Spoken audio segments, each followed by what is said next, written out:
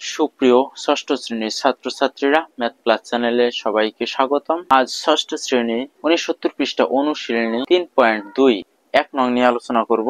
এক নং এর খতে দেওয়া আছে 5 প্লাস, তারপরে প্রথম বন্ধনী দেওয়া আছে -11। এখানে আমাদের বলেছে সংখ্যা রেখা ব্যবহার করে নিচের যোগফল নির্ণয় করতে। আমরা এর আগে ক করেছি, এখন খ নাম্বারটা। প্রথমে একটি সংখ্যা রেখা আঁকি, তারপরে সংখ্যা রেখায় ধনাত্মক 5, তাহলে 0 1 2 3 4 5, তাহলে 0 1 2 3 4 5 পর্যন্ত আমরা যাব। এই পর্যন্ত আমরা গেলাম, এই চিহ্নটা একটু বোল্ড করে দিলাম। এখন ধনাত্মকের দিক থেকে আমাদের বাম দিকে আসতে হবে, ঋণাত্মকের দিকে কত পর্যন্ত আসতে হবে?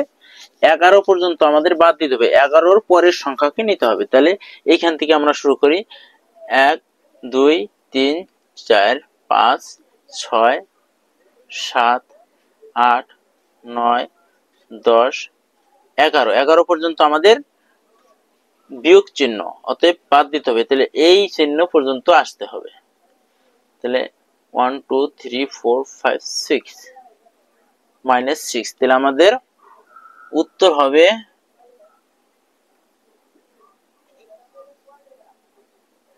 -6।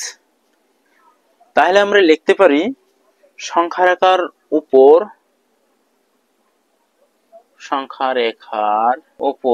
ও বিন্দু থেকে ডান দিকে, সংখ্যা রেখার উপর ও বিন্দু থেকে ডান দিকে 5 ধাপ অতিক্রম করে 5 বিন্দুতে পৌঁছাই। তারপর 5 বিন্দুর বাম দিকে 11 ধাপ অতিক্রম করি এবং -6 বিন্দুতে পৌঁছাই। তাহলে 5 ও -11 এর যোগফল হবে -11 থেকে +5 চলে গেলে -6, এটাই অ্যান্সার।